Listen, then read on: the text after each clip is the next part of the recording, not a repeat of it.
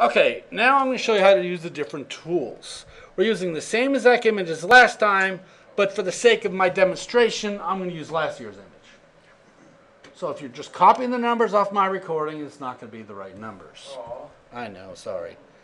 So what I'm going to do is I'm going to go in here and I'm going to copy this image right here. Copy. Now I'm going to go over here. Now on my computer, I have a directory for Foremost. I'm going to paste it in there. Then I also have a directory for Scalpel. I'm going to paste it in here. Okay, I just put them in there. Foremost and Scalpel are both under the software needed folder. If they don't download, and that brings up a good point, Ncase, FTK, Foremost, Scalpel, Kane, John the Ripper, all those are going to show up as problems. Some of your antivirus is not going to like them. They're okay. The reason is they're exploitation tools. John the Ripper breaks passwords. So your antivirus is like, whoa, you're downloading a password breaker. Because John the Ripper is actually included in some malware. So you might have to disable your antivirus. It was funny because when I did this a couple semesters ago upstairs, I couldn't turn off the antivirus. So I would install John the Ripper. I'd run it, delete it.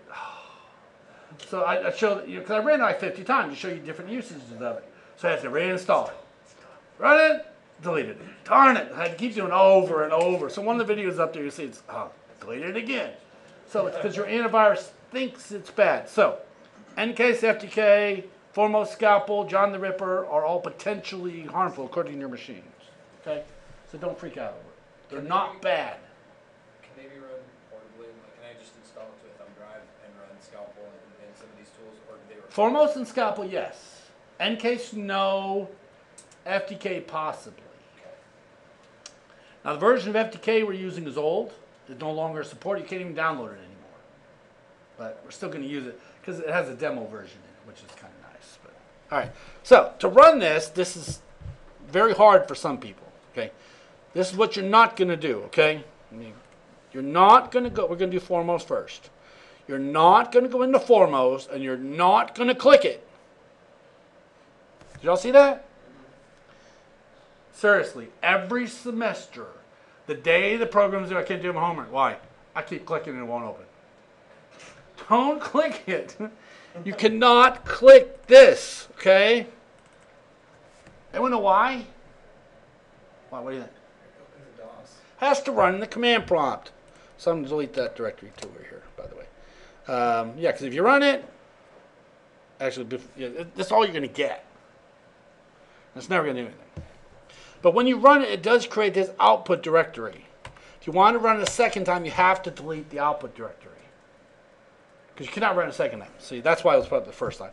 But now that I delete the output directory, it'll just sit there all day long. I literally had students say, dude, I've been running this for 5 days. No, you haven't, Bennis. No, you haven't.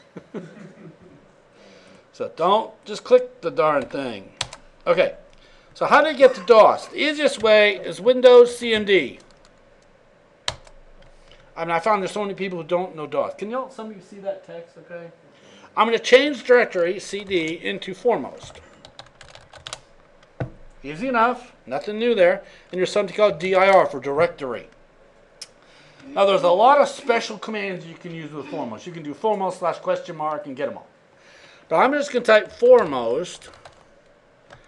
And I'm going to give it the file name. Lab2 image fall 2014.001. That's all I'm going to type. But I'm not going to hit enter yet. Because there's a configuration file. See this file here, foremost.conf, and this one right here, foremost.conf.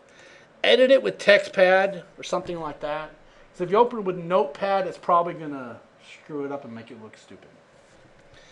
All right, do it with TextPad. So inside TextPad here, you'll see this is our configuration file. This is what Foremost does. It tells you exactly how to do it. So in here, if I want to recover a GIF file, see these two empties right here with GIF? Right here? Remove the pound signs from GIF. And guess what it's going to do? It's going to recover GIFs and nothing else. Now, does anyone remember what the starting was for a JPEG? JFIF. But in heads. It was something that stood for like yo-yo or something like that. FFD8. Yeah. Remember that? Okay, let's look at this this JPEG entry right there. FFD8. FFE0. Y'all see this?